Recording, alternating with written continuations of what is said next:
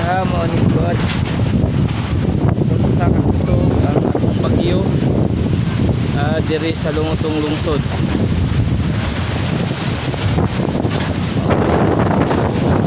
Ang kuan sa matong lungsod sa Matalom. Okay guys.